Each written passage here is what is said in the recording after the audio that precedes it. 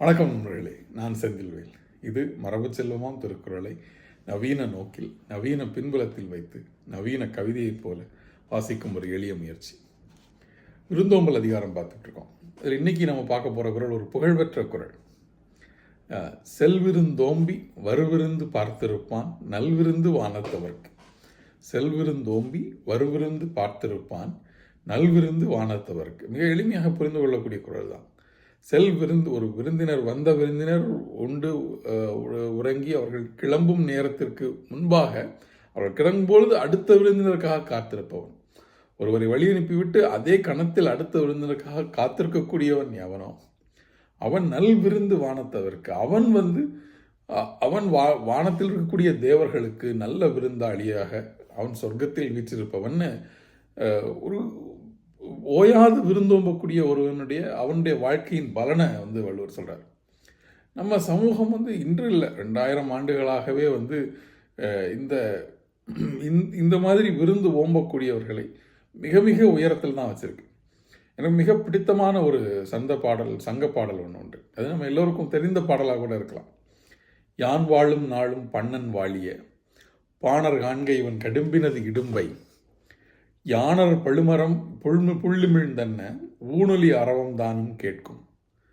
யானர் பழுமரம் புள்ளிமிழ்ந்தன்ன.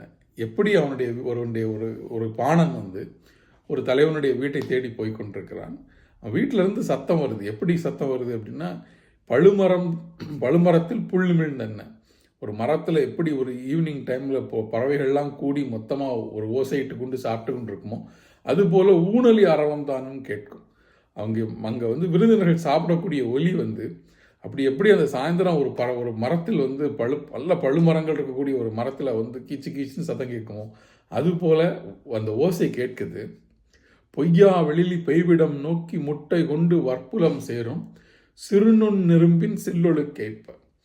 ஒரு பொய்யா எழிலி தடிந்தெழிலிங்கிறது மேகம் நிற்காமல் மழை பெய்யக்கூடிய இடம். ஏன்னா அது பாணன் வாழக்கூடிய இடம் இல்லையா. அங்கே நிற்காமல் மழை பெய்யக்கூடிய இடத்துல இருக்கக்கூடிய எறும்பு தன்னுடைய முட்டைகளை காப்பாற்றிக் கொள்வதற்காக அதை எப்படி எடுத்துக்கொண்டு எப்படி ஒரு லைனாக சிறுநுண் நெரும்பின் சில்லொழு கேட்ப. அந்த விஷயம் அதில் இருக்கிற ரொம்ப அற்புதமாக இருக்கும். அப்படியே ஒரு எறும்பு எப்படி வரிசையாக முட்டையோடு போய்கிட்டே இருக்கோ அது போல் யார் போகிறாங்கன்னா சிறார் போகிறாங்கன்னு சொல்கிறார். சோருடை கையர் வீறு இயங்கும் இருகிளை சிறார் கண்டும் காண்டும் மற்றும் வினவுதும் தெற்றன பசிப்பினி மருத்துவன் இல்லம் அணித்தோ செய்தோ. அப்படி வரக்கூடிய அந்த சிறுவர்கள் கையில் ஒரு சோற்று உருண்டைகளோடு தங்களுடைய பசி நீங்கி முகத்தில் ஒரு இன்ப முகமாக திரும்பி வரக்கூடிய அந்த சிறார்களை பார்த்து இந்த பாணன் கேட்கிறான், பசிப்பிணி மருத்துவன் இல்லம் அணித்தோ செய்தோ. இப்படி அத்தனை பேருடைய பசிப்பிணியையும் தீர்த்து கொண்டிருக்கிறானே அந்த பாணனுடைய இல்லம் அணித்தோ செய்தோ சொல்லுமீன் எனக்கேன். இந்த பசிப்பிணி மருத்துவனை தான் இந்த வள்ளுவர் இந்த குறளில் செல்விருந்தோம்பி வருவிருந்து பார்த்திருப்பான்னு சொல்கிறார். அவனுடைய அந்த பசிப்பிணி மருத்துவனாக ஒரு நாள் வாழ முடியும் என்றால் அவனுக்கான பலன் என்ன? அவன் நல்விருந்து வானத்தவர்க்கு. வாழ்க்கையினுடைய அதாவது இருக்கும் பொழுது கொடுப்பது, அதுவும் ஓயாது கொடுப்பது. ஒரு கணம் இந்த செல்விருந்தோங்கி வரும் விருந்து பார்த்திருப்பதிலேயே இம்மீடியட் இது என்னென்ன, அவன் அதற்காக நேரத்தை தனியாக வகுத்து கொள்வதில்லை. இன்னைக்கு நம்ம ஒருத்தர்கிட்ட கால் பண்ணி பேசிட்டு தான் ஒருத்தர் வீட்டுக்கு போகணும்.